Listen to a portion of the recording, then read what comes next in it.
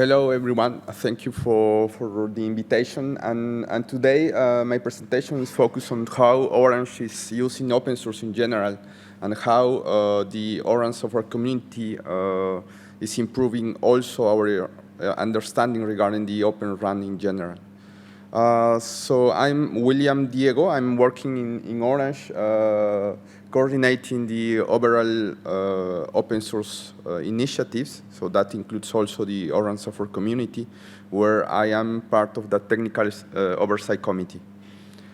This presentation is very generic, but provides a very big view regarding our activities and also why Orange is involved in many other open source activities around the ecosystem. So at the end, I will also focus some of this presentation regarding the Open RAN and the Orange software community. So this is something that it's very important for us regarding the collaboration between standards and open source, which are complementary. This is something that we are trying to push also on the Orange software community and the collaboration with the Orange Alliance, where we are working on several working groups, trying to improve the specifications and trying to implement them in the Orange software community in order to accelerate this improvement of the implementation and the specifications. So this is very important because now this is not the only field where we are trying to improve this kind of improve the specifications and open source, but there are many other ecosystems, as for example the Telco cloud, which is not necessarily fully specified on the ecosystem, but we are trying to implement and have the implementation based on different open source projects as Kubernetes or other equivalents. Even ONAP is a good example of that because it's a reference for the orchestration part of the telco use cases. So our activities focus on these two aspects, the open source collaboration and standards, which are very important. In case of the Orange software community and the Orange Alliance in general, we are, as I said before, part of several working groups trying to improve a specification and release after release, trying to push also our view. And thanks to the Orange software community and the others open source projects around this, we are trying to also accelerate that. So, for example, the O Cloud, for the moment, the specification in the Orange Alliance, it's not fully complete. So we are trying to push different innovations regarding the O Cloud in other open source communities, as for example, Anuket, which provide different aspects to have basic flavors to deploy different kind of applications on the network. These specifications and open source contributions help us to improve the ecosystem, as for example the working group 6, which is focused on the O Cloud part. So we are also contributing regarding the open source on different tests for the information model or that data model, or improve also APIs in order to accelerate the implementation in specifications regarding these different open source implementations that we can have in the ecosystem at the end.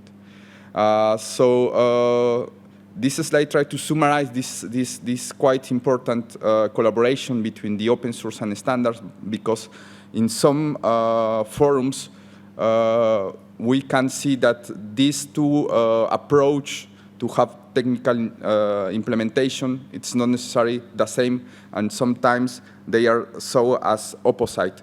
So I think that this is very important to mention and say that in our view, these standards and open source are complementary.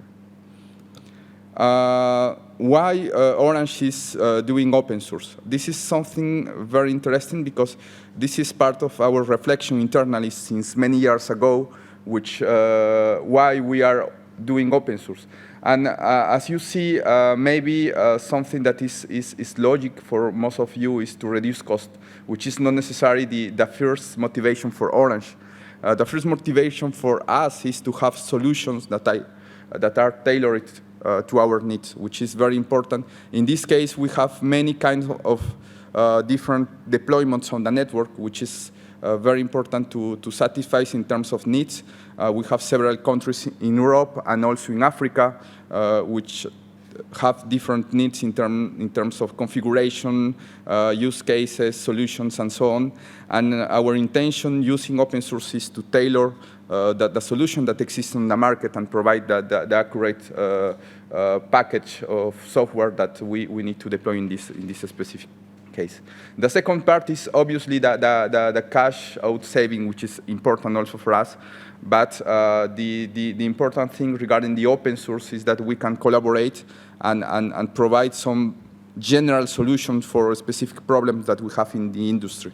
This is the case for the ORAN, for the Open RAN in general, where we have these different pieces of the ORAN specification.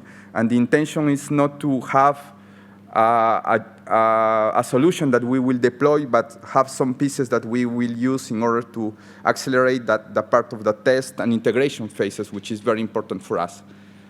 Regarding the limit of vendor dependency, this is quite important because this is one of the principles of the ORAN Alliance in general, because as we heard yesterday during the introduction of this event, the RAN ecosystem is very small now, and it's very important to increase this ecosystem in order to move forward on the development of new technology and also to increase the innovation around the RAN, the radio access network in general. So in this case, this point try to illustrate the fact that in some cases, like the radio access network, we have some limitations in terms of vendors. So our intention participating in these different communities is to increase this market and also motivate the innovation around the different technologies. The next point is regarding the structure of the ecosystem, which is very important for us, because we are participating, for example, in the ONAP ecosystem, which is something that is not specified anywhere in the standards.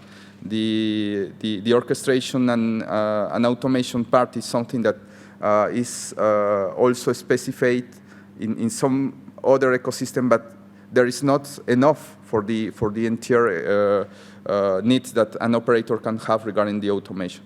In this case, Orange is participating in this different ecosystem in order to structure the ecosystem and see how we can move forward and have solutions as quick as we can regarding the technical needs that we can have.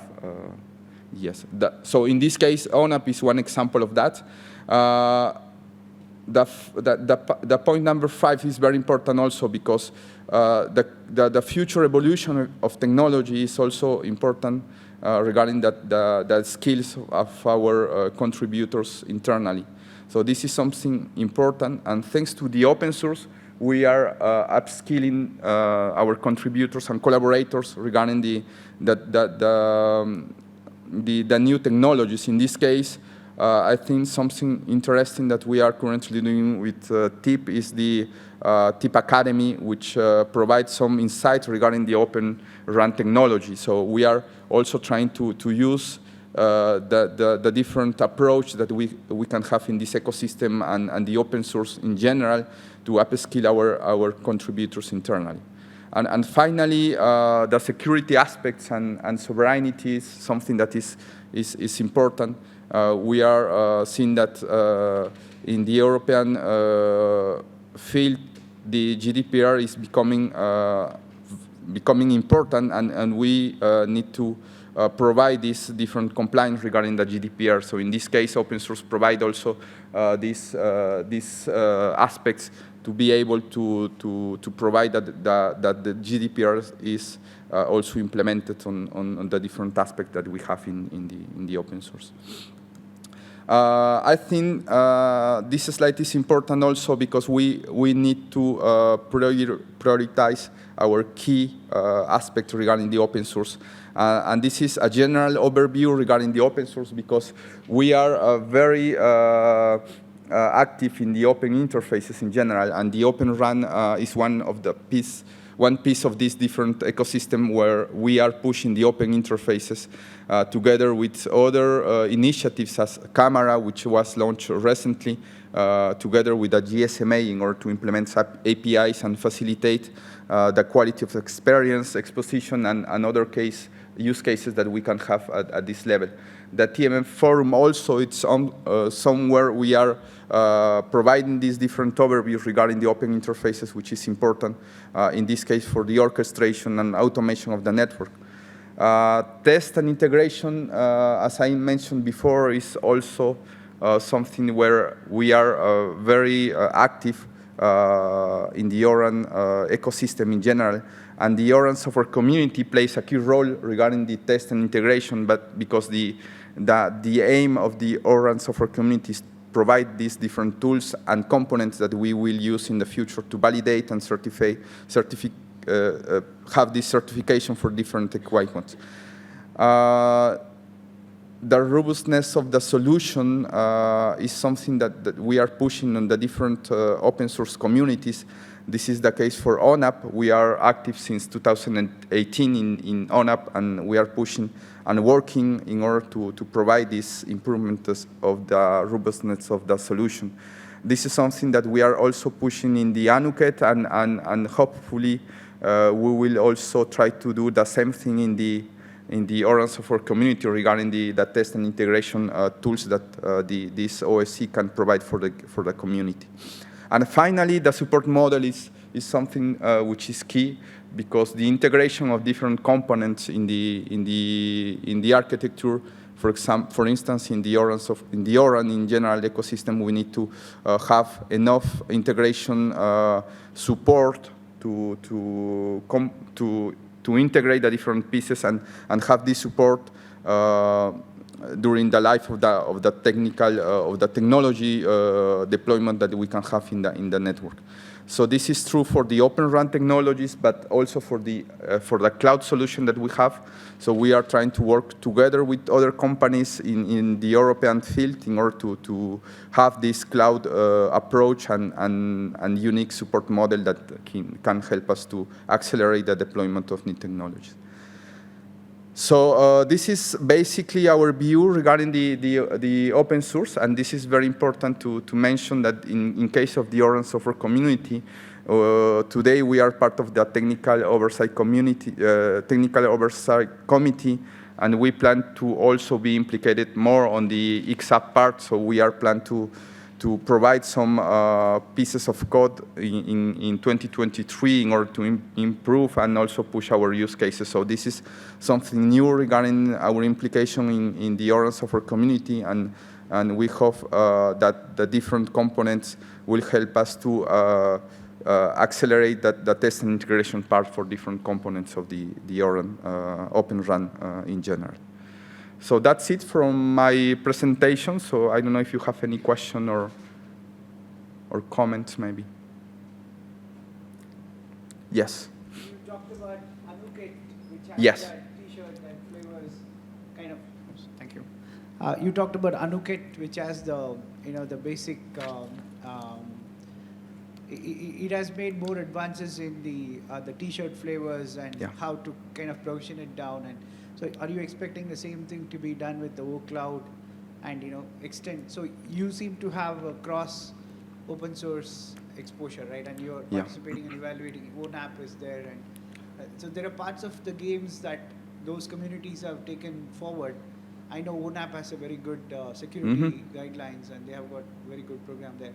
So are you cross-pollinating that and kind of announcing to this community, OSC, hey, you should do that, and harmonize the whole thing? Yes, this is something that we are trying to push. Last year on the working group CIS, we have some initial discussion regarding the introduction of the ANUKET specification on the working group CIS. And now our intention is to push the cross-testing part also on the ORAN software community, which is also the intention of other companies in the ecosystem. So we plan to do so. We only waiting the finalization of the specification in the ANUCET, because we are now from BM part, which is already done in ANUCET, but for the Kubernetes part, which is not already done in ANUCET, we are waiting for this finalization of the specification in order to push the final version of the Kubernetes version to the ORAN ecosystem in general, not only on the specification, but also on the open source part, which is important also for us to harmonize the overall community regarding the different size, t-shirt size that are defined in ANUCET as well. Yeah. Okay. Thank you. Thanks, William Diego, for sharing Orange's open source strategy. And